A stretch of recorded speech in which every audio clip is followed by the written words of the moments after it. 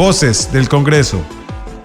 ¿Qué tal? Bienvenidos a este espacio Voces del Congreso, espacio para que los diputados puedan comentar acerca de su trabajo en la Asamblea Legislativa, proyectos de ley, además trabajo comunal. Hoy nuestra voz invitada es Montserrat Ruiz Guevara del Partido Liberación Nacional. Diputada, ¿qué tal? Un gusto y bienvenida a este espacio Voces del Congreso. Muchísimas gracias, Pablo, por la invitación. Insisto, siempre son acciones valiosas el que podamos nosotros como diputados y diputadas pues evidenciar el trabajo que hacemos acá todas las semanas y la importancia también que tiene este primer poder de la República en poder legislar en el bienestar de todo el país. Contexto político bastante convulso ya, sí, ¿verdad? En año electoral y además el tema de Casa Presidencial o la relación con Casa Presidencial que sigue siendo complicada para la Asamblea Legislativa.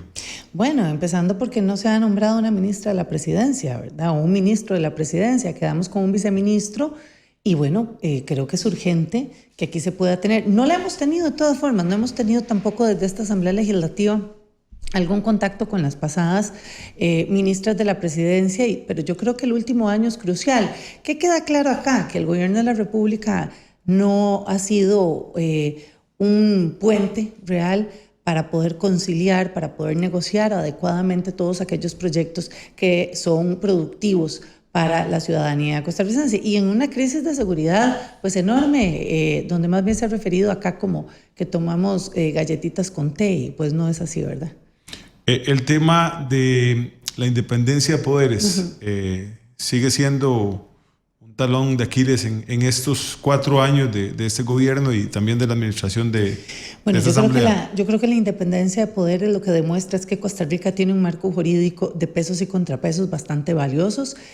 Al gobierno pues no le ha interesado realmente el respeto hacia esos pesos y contrapesos y mucho menos la división de poderes. Ha sido un ataque siempre directo en estos últimos 3 años. No creo que el cuarto sea una diferencia, más bien intensifica sus ataques, ¿verdad? Ese tic-tac yo creo que lo tiene más en la cabeza el gobierno de la República que nosotros, que tenemos claro que el tic-tac es para poder resolver a la mayor brevedad posible las problemáticas del país. ¿Está el presidente en campaña abierta? Nunca ha dejado de estar campaña, nunca la ha dejado. O sea, él desde que ingresó al poder ha estado en diferentes espacios, ha utilizado recursos públicos y plataformas para poder seguir en su campaña política. Hablemos de derechos humanos, que también es otro tema. Incluso recientemente el canciller dio explicaciones al plenario legislativo. ¿Cuáles son las preocupaciones con el tema de los migrantes?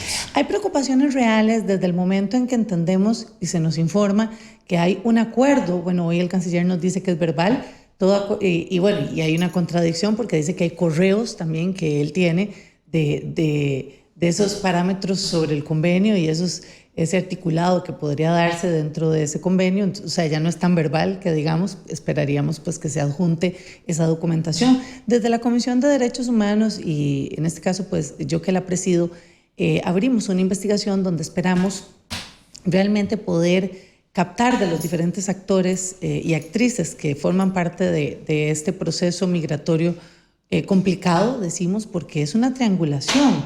Lo que nos queda aquí es por qué estas personas no fueron realmente deportadas a sus países de origen y tienen que pasar a nuestro país para ser recibidas. Además, la defensora de los habitantes genera un informe bastante preocupante donde prácticamente evidencia lesiones en derechos humanos y hacia 5 convenios internacionales. Esto es importante tomarlo. Y también se refiere a un término de deportación forzada.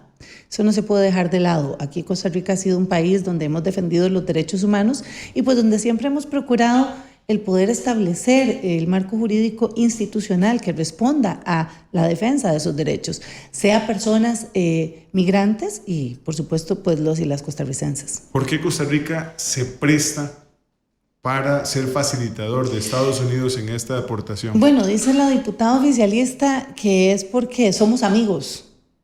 Entonces, hizo un ejemplo comparativo realmente doloroso y eso evidencia el desconocimiento real y el interés real en la protección de las personas.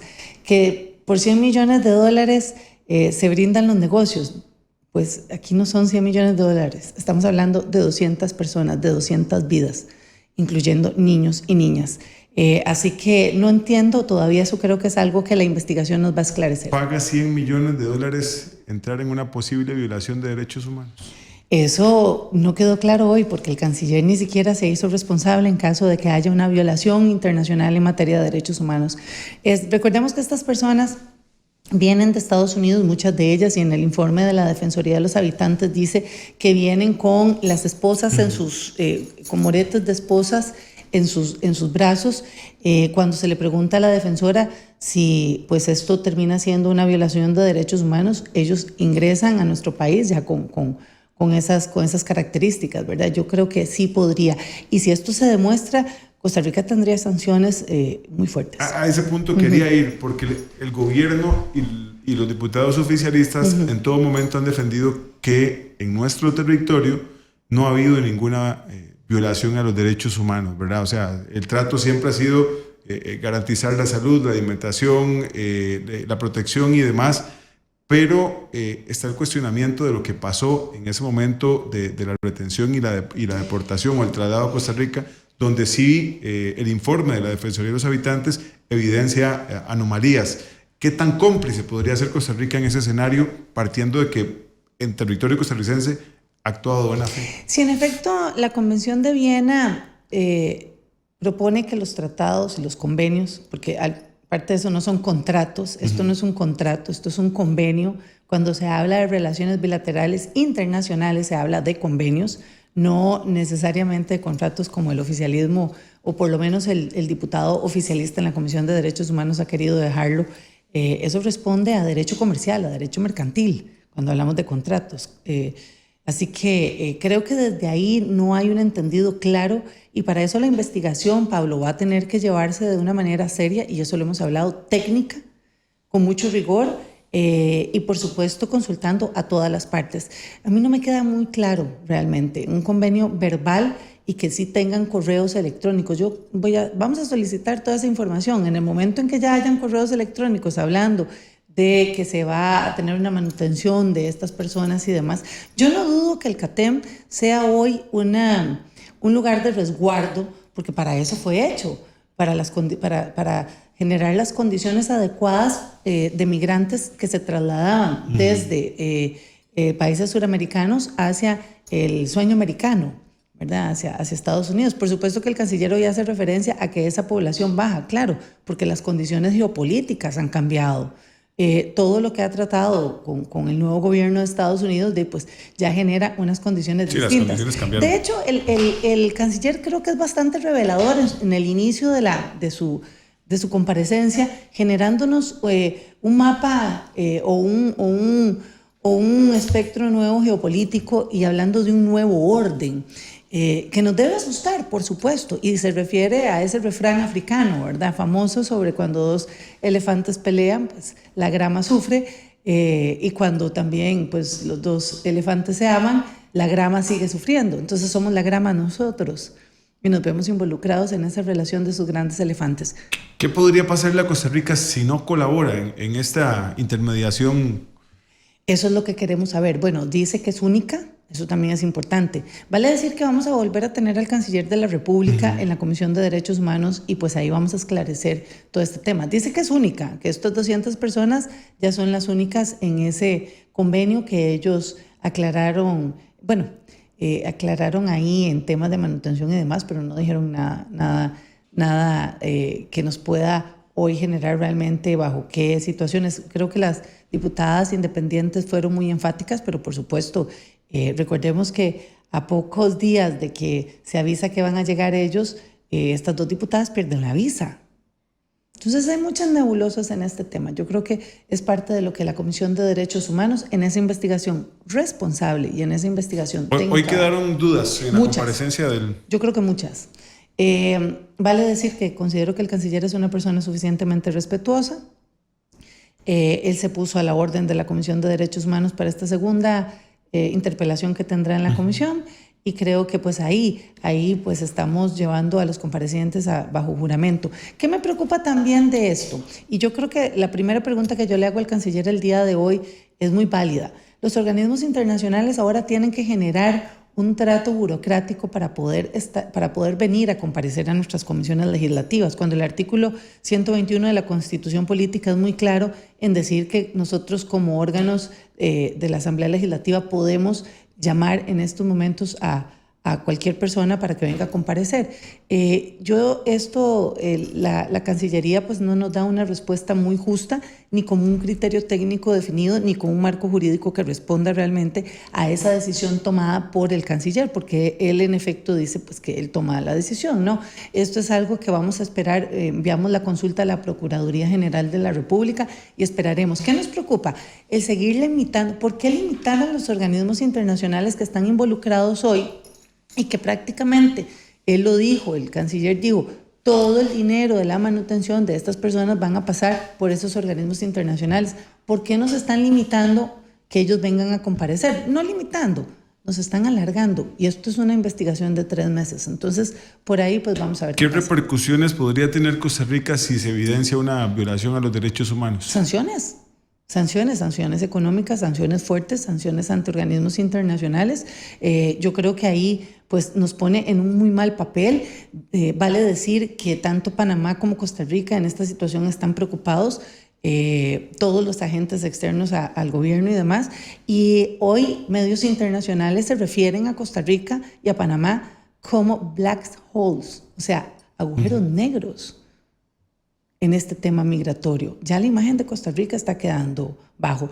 Ya, por ende, hemos tenido un trimestre donde el turismo ha bajado. Imagínense con este tipo de alertas y este tipo de señalamientos. Creo y además el tema de la inseguridad. Por supuesto. ¿Van a hacer una visita al CATEM finalmente? Sí, vamos a asistir al CATEM. Hasta el momento tengo prácticamente al diputado Antonio Ortega y a la diputada Cintia Córdoba confirmados para esta visita al CATEM. El próximo viernes 28 de marzo estaríamos visitando el CATEM. ¿Qué aspectos quieren vigilar? Corroborar. Sí. Yo creo que vamos más allá de las instalaciones que sabemos que están bien, que sabemos que reciben las 3 comidas, bueno, sería lo mínimo, que tienen agua potable, sabemos que, por Dios, es lo mínimo. El diputado oficialista parece que tiene un guión escrito que lo dice en todo lado, habrá que preguntarle a ver si sigue hablando, es lo mínimo. Aquí lo que necesitamos es entender hacia dónde van estas personas. ¿Qué pasa si una de estas personas quiere pedir asilo político o refugio? ¿Qué va a pasar con eso? ¿Costa Rica se los va a privar? Eso es parte de las grandes incógnitas. Hoy tocaban en la comparecencia un tema importante. Si hay o no niños que nacieron en Estados Unidos, que ahí la condición cambia completamente, ¿verdad? Porque son ciudadanos norteamericanos. Por supuesto. Pablo, decir que los documentos están confiscados por migración. Entonces, en una pregunta que yo le hice al ministro Zamora en la sesión pasada, donde lo tuvimos, yo le preguntaba, y hay algo que o sea, ¿qué nos dice a nosotros que esos niños, su registro médico responde a esos adultos que están ahí? Estamos hablando de temas serios hasta de trata de menores. Entonces, no puede darse por menor. ¿Qué es realmente el objetivo de la comisión? Generar un control político que evidencie que Costa Rica está haciendo las cosas bien. Espero yo que esté haciendo las cosas bien, pero con las contradicciones que estamos teniendo, con un informe serio de la Defensoría de los Habitantes, que vale decir, es un organismo que responde a esta Asamblea Legislativa y que tiene hoy el deber de generar ese respaldo en torno a la vigilancia y fiscalización de los derechos humanos de los migrantes acá en Costa Rica. Tenemos que ver qué está haciendo la institucionalidad, cuál es la articulación. Sabemos que el PANI está en el CATEM, pero de lunes a viernes. ¿Qué pasa sábados y domingos? El INAMU vela por su ausencia. Más tengo entendido que la ministra tiene 2 semanas de estar en Nueva York, en un foro. Entonces, ¿qué es lo que pasa? ¿Cuál es la importancia real de la institucionalidad? Los protocolos de la institucionalidad están siendo articulados adecuadamente. Esto se llama ejercicio responsable de control político de parte de la Asamblea Legislativa. Diputada, hablemos de otro tema y tiene que ver con otra gran preocupación de la ciudadanía y es seguridad, ¿verdad? Pero en medio de todo esto parece la facultad de que se puedan hacer allanamientos a cualquier hora del día. Háblenos de la situación actual y por qué también se plantea este proyecto de ley. Bueno, Pablo, hoy en día el Código Procesal Penal indica que para que el OIJ, el Organismo de Investigación Judicial y el Ministerio de Seguridad puedan generar allanamientos, se den de 6 de la mañana a 6 de la tarde. De lunes a viernes. Es un poco complicado, ¿verdad?, entender esto. Somos de los pocos países en el mundo en que los allanamientos, este accionar importante para buscar evidencia, para retener personas. Tienen que estar despiertos. Exacto, y en hora de oficina.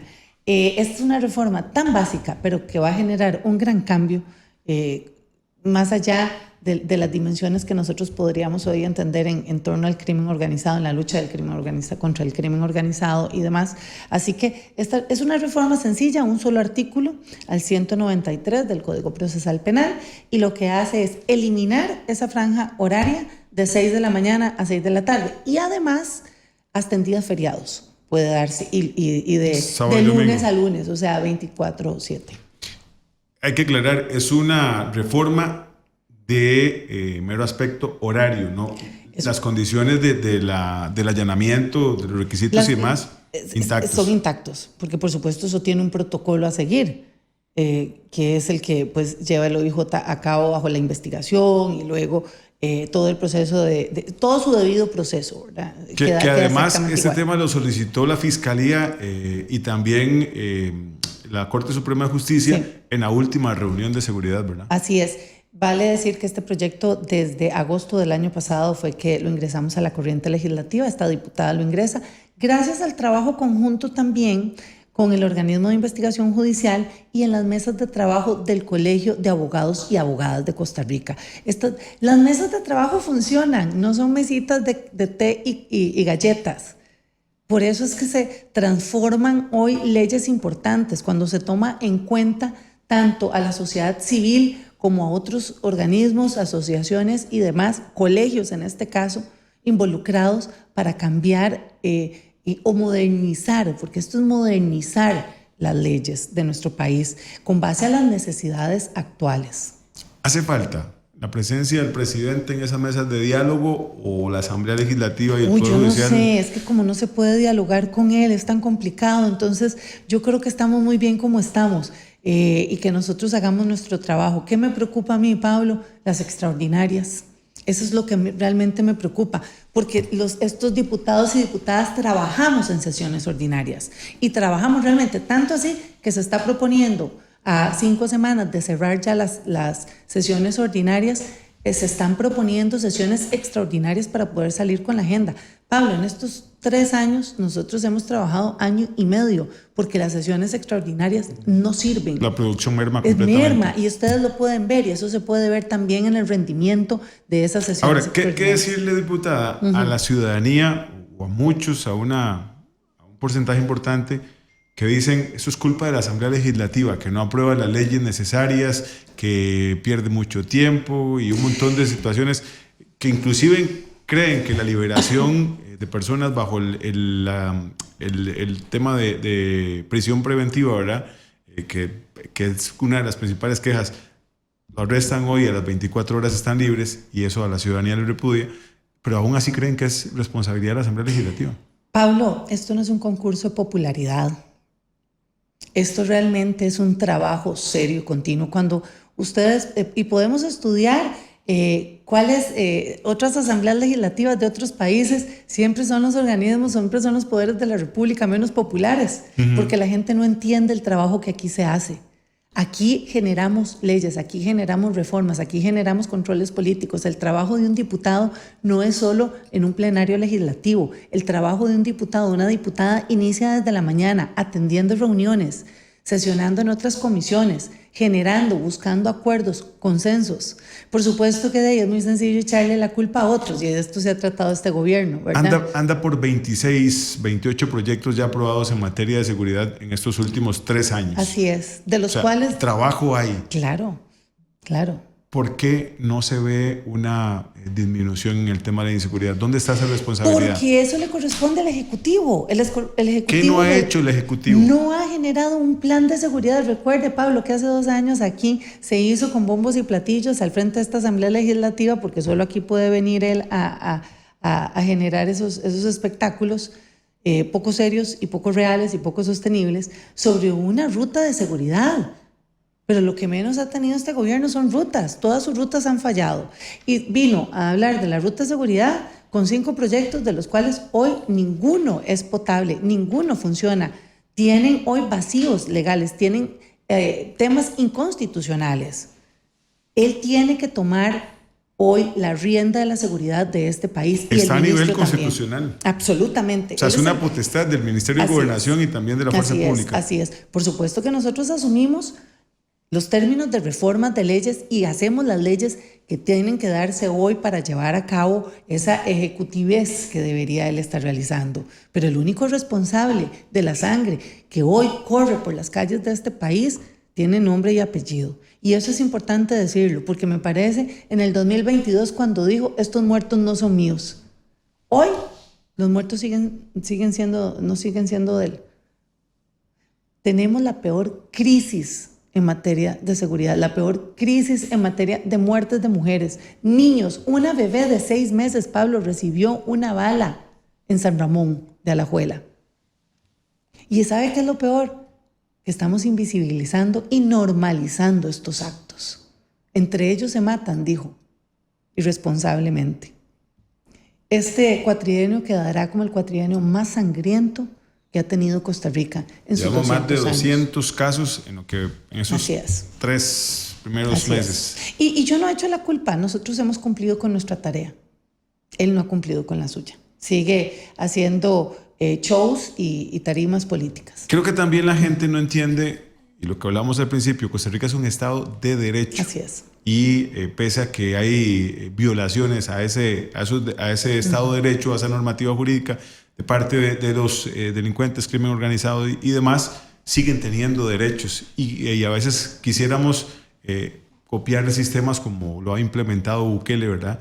Y Costa Rica no puede permitirse eso en el marco de ese Estado de Derecho en el cual está cimentado. Costa Rica es un Estado garantista, ¿verdad? Eso es importante decirlo. Si en efecto la punidad es importante y si en efecto las leyes deben reformarse y tienen que ser duras, yo considero que sí tienen que ser, en el caso cuando yo hablo de temas de mujeres y cómo podemos contrarrestar, pero aquí la prevención es valiosa. Y en prevención también consiste en toda una generación estructural de nuestra institucionalidad y política pública, donde el Ejecutivo, el Legislativo y el Judicial deben trabajar en conjunto. Yo no absuelvo al Poder Judicial de muchos errores que se cometen. Claro que sí, pero para eso es que necesitamos trabajar conjuntamente para poder sacar el país adelante y poder entender qué es lo que está pasando desde el Poder Judicial para empezar a corregir esos errores. Y si eso son leyes, eso nos corresponde a nosotros. Pero el accionar, los recortes al OIJ. Pero entonces llevan que los recortes es porque los jueces ganan mucho dinero. No, los recortes al OIJ se están dando para investigadores, para criminólogos, para hoy talento humano que no son jueces de la República, que se necesitan para luchar contra el crimen organizado. Entonces, el mayor recorte que se ha dado siempre ha sido el OIJ y el Ministerio de Seguridad. Es rarísimo. Entonces, por ahí, ¿qué es lo que le pasa al gobierno de la República? ¿Por qué no gira los recursos que se le dan para que pueda hoy tener esa mancuerna de apoyo para luchar contra el crimen y contra la inseguridad de este país? Diputada, de cambio de tema porque vamos avanzando. Sí. Marita Camacho. Sí. Ciudadana de honor. Muy lindo. ¿Por qué? Ciudadana, ¿Y qué significa esto? Ciudadana distinguida, Pablo. Aquí en Costa Rica existía la ciudadanía de honor y era para todos aquellos costarricenses nacionalizados que venían fuera del país, o sea, que tenían otra nacionalidad. Doña Marita, de ahí es naranjeña, costarricense, por supuesto, coterránea. 114 años cumplió doña Marita el pasado 10 de marzo. Es uno de los proyectos de ley más importantes, y digo significativamente, porque doña Marita Camacho Quiroz, ella viuda de Orlich, viuda de Francisco Orlich. Ella fue para mi familia una persona muy significativa, y don Francisco también en Naranjo. Para mi abuelo trabajó para don Francisco Orlich durante toda su vida. Por eso es que amamos el café y demás. Así que para mí esto era como un honor también a la posición de doña Marita. Dicho sea de paso, la primera dama más longeva del mundo. Y se crea para ella esta ciudadana distinguida. Es la primera que se da, y se da una medallita de Pancha Carrasco, muy hermosa. Así que hoy tuvimos ese valioso homenaje, contamos con expresidentes de la República, contamos con una primera dama, contamos con su familia, con sus nietos. Doña Marita iba a asistir, pero al fin se nos enfermó el día de ayer y no la pudimos traer. Y otro aspecto muy importante, los reconocimientos claro, tienen que hacerse en vida. En vida se hacen los reconocimientos. Y de una mujer que es co-creadora del Hospital Nacional de Niños, co-creadora también de la Ciudad de los Niños, de Pan y Amor. O sea, una mujer que dedicó su vida al bien social, una mujer que nos dio a otras la oportunidad de espacios políticos importantes. La primera mujer en acompañar a su esposo a un traspaso de poderes como presidente de la República. Una reivindicación de los derechos políticos de la mujer. Esa es doña Marita. Bueno, y en este mes de marzo, ¿verdad? También. En el mes en conmemoración al Día de la Mujer. Así Bien, es. diputada, muchas gracias. No, gracias a ustedes, Pablo. Muchas gracias. Un placer. Hemos conversado con la diputada Montserrat Ruiz Guevara acá en Voces del Congreso. Voces del Congreso.